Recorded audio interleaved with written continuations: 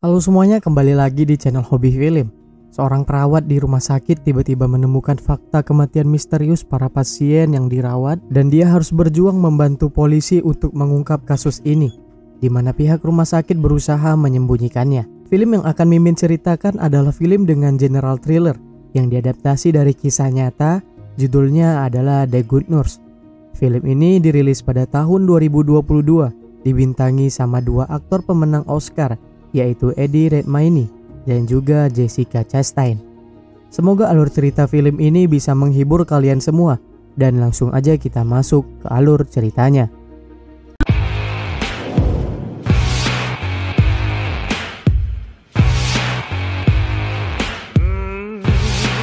Film ini bercerita tentang seorang wanita bernama Amy Lauren. Saat itu dia bekerja menjadi seorang perawat di Parkville Memorial di New Jersey, Amerika. Dikala itu, Amy dipanggil sama atasannya karena Amy selalu mengizinkan kerabat pasien menginap di kamar, padahal itu dilarang. Mereka lagi kekurangan orang untuk bekerja di shift malam. Karena itulah mereka akan merekrut satu orang yang berpengalaman. Setelah itu, Amy kembali melanjutkan pekerjaannya mengurus seorang pasien koma bernama Holly. Amy harus sendirian membalikan tubuh Holly sampai dia merasa sakit di jantungnya. Amy harus beristirahat sejenak memulihkan kondisinya sendiri. Ketika selesai bekerja, Amy memeriksa dirinya ke dokter langganannya dan didapatkan bahwa Amy mengalami kardiomiopati, kondisi di mana jantung nggak bisa memompa darahnya dengan normal. Jika terus bekerja seperti itu, maka Amy akan menderita jantung koroner dalam hitungan bulan. Dokter menyuruh Amy untuk fokus menjaga jantungnya berfungsi selama mungkin, supaya Amy bisa dimasukkan ke dalam daftar transplantasi jantung. Bahkan dia diingatkan risiko terkena serangan stroke-nya akan tinggi. Kondisi kesehatan seperti ini tentunya membuatnya sedih. Amy nggak mungkin berhenti bekerja karena di rumahnya dia punya dua anak yang harus dia hidupi. Jika dia mengambil cuti, maka dia nggak akan mendapatkan gaji. Ditambah lagi Amy nggak ada tabungan dan belum mendapatkan asuransi kesehatan. Malam hari ketika kembali bekerja, Amy bertemu dengan seorang pria baru yang baru masuk. Nama pria ini adalah Charlie Cullen. Amy pun kemudian menemani Charlie untuk mendapatkan tur, mengenalkannya pada tempat penyimpanan obat dan sebagainya. Amy juga mengajak Charlie untuk melihat pasien bersama-sama, yaitu Anna yang terkena alergi terhadap amoxicillin, hingga kulitnya terkelupas. Amy pun memperkenalkan Charlie pada mereka. Amy dan Charlie dengan mudah berteman. Bahkan Charlie dengan senang hati membantu Amy menghandle pasiennya. Mengurus Holly membuat Amy seakan seperti olahraga yang berat. Jantungnya yang kerap sakit setelah merawat Holly. Untungnya ada Charlie yang membantunya untuk tenang. Amy pun menceritakan kalau dia menderita kardiomiopati. Dia meminta Charlie merahasiakan hal ini supaya dia enggak dipecat. 4 bulan lagi, Amy baru mendapatkan asuransi kesehatan dari pihak rumah sakit. Jadi sambil menunggu, Charlie akan membantunya mengurus Holly. Di hari berikutnya ketika masuk kerja, Amy mendapatkan kabar bahwa Anna Martinez meninggal dunia. Amy bingung bagaimana bisa secepat itu. Dia dan Charlie kemudian mengurus jasad Anna selagi suaminya dalam perjalanan ke rumah sakit. Charlie membersihkan jasad Anna selagi Amy berbicara pada Pak Martinez mengenai kematian Anna. Singkat cerita, 7 minggu kemudian dua orang detektif bernama Detektif Brown dan Baldwin dipanggil oleh pimpinan rumah sakit bernama Linda Garan.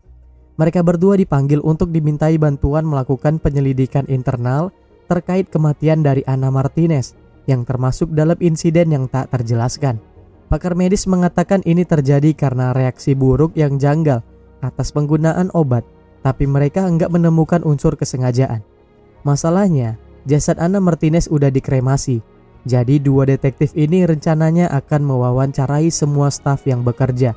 Di kantor polisi, Detektif Baldwin memeriksa semua berkas perawat yang bekerja dan menemukan nama Charlie Cullen pernah dituduh melakukan pelanggaran kriminal di Pennsylvania 8 tahun yang lalu. Detektif Brown mengkonfirmasi ke Pennsylvania dan menemukan Charlie ditangkap karena bertengkar dengan kekasihnya.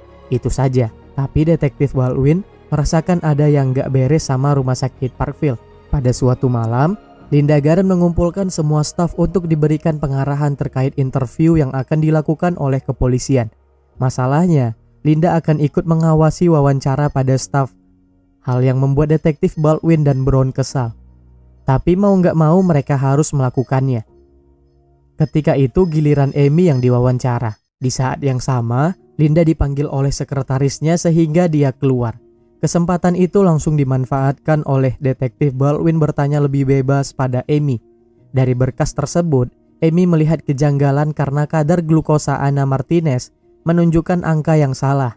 Nggak ada tes si peptide, artinya insulin dalam jaringan yang nggak dihasilkan oleh tubuhnya sendiri, bisa jadi dimasukkan oleh orang lain. Selain itu juga Anna Martinez bukan penderita diabetes.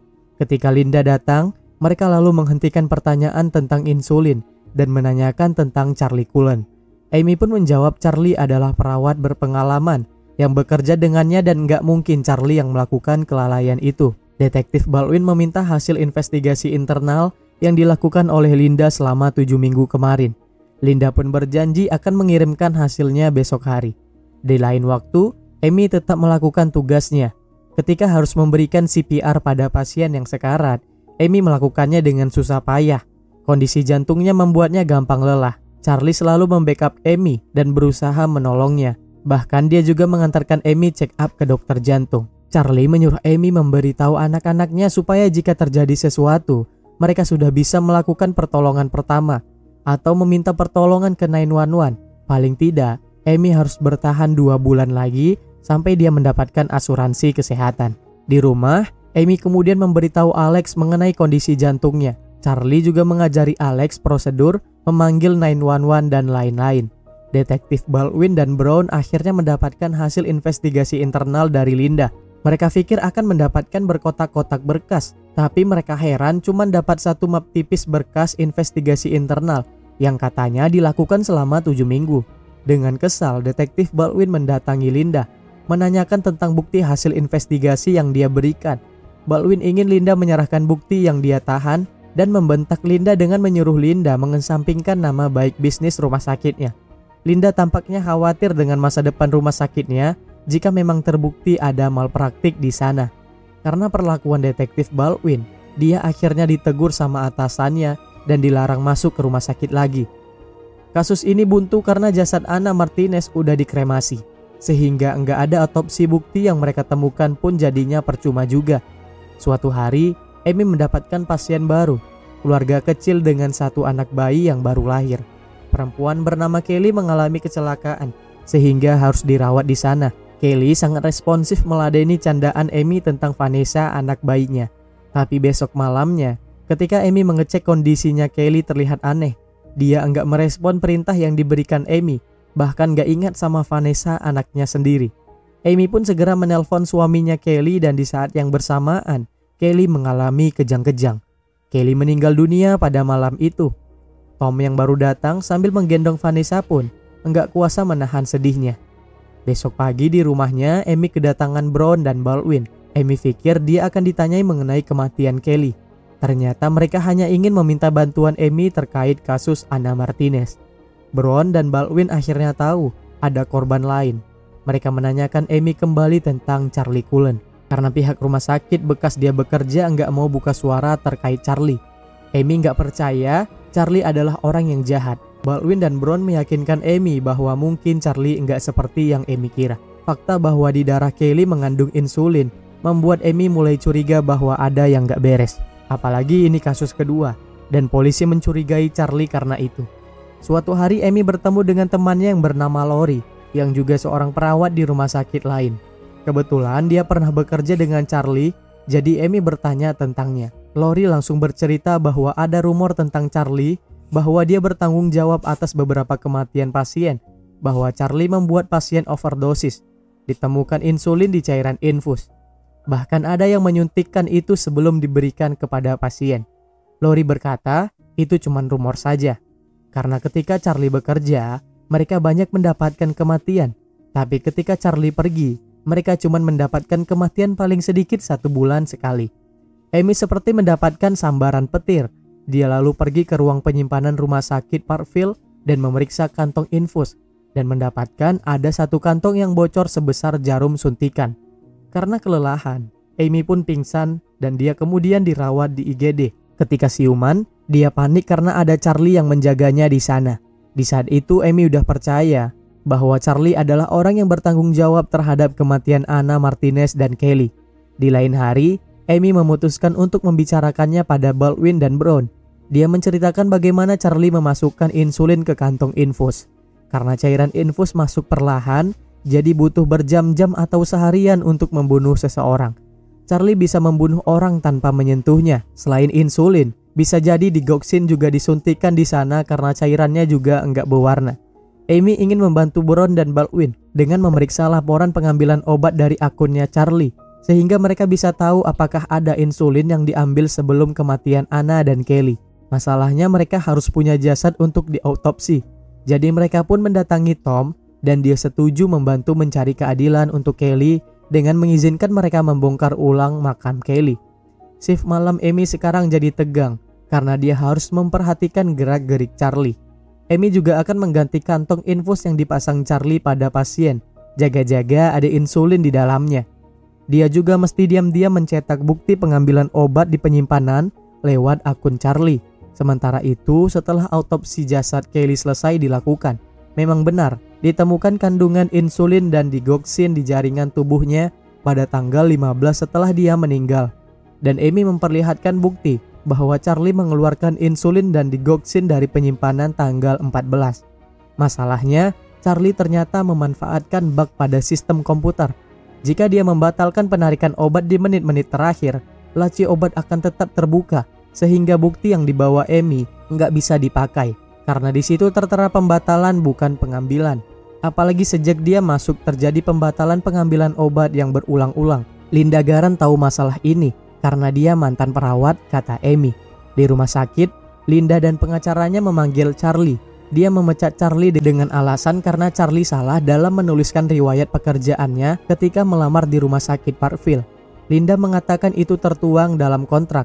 Tapi yang sebenarnya dia cuma nggak mau rumah sakitnya terkena imbas dari kasus ini. Brown dan Baldwin yang mendengarkan kabar ini pun kecewa berat. Karena Charlie akan bekerja di rumah sakit lain dan kasus ini akan terulang lagi.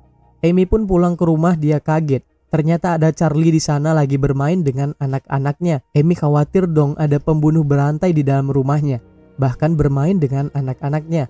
Charlie pun menceritakan dia dipecat dari rumah sakit. Padahal tinggal sedikit lagi dia bisa membantu Amy melewati semuanya, sampai Amy mendapatkan asuransi kesehatan.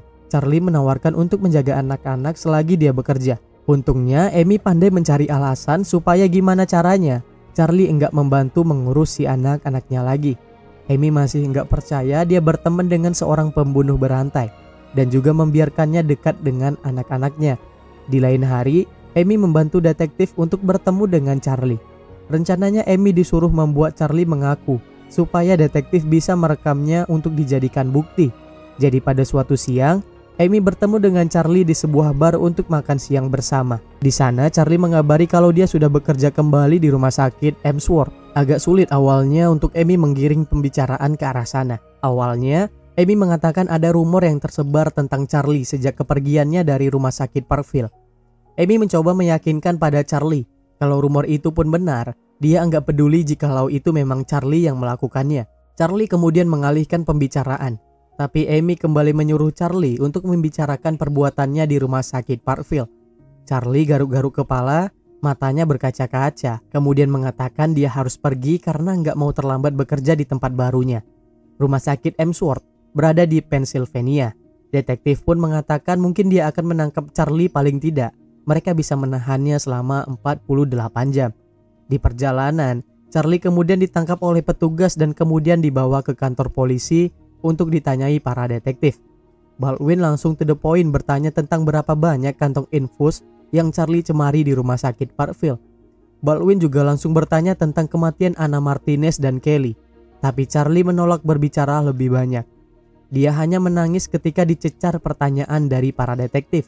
Ketika mendapatkan bentakan dari detektif Brown, Charlie cuma mengatakan dia enggak bisa.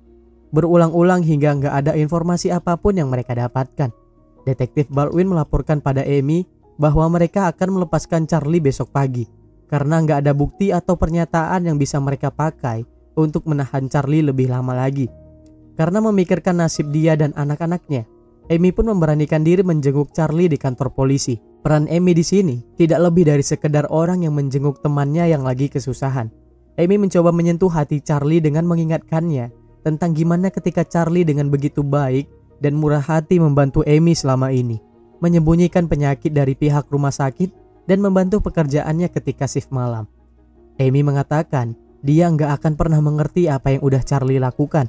Yang jelas, bagi Amy, Charlie adalah orang yang baik.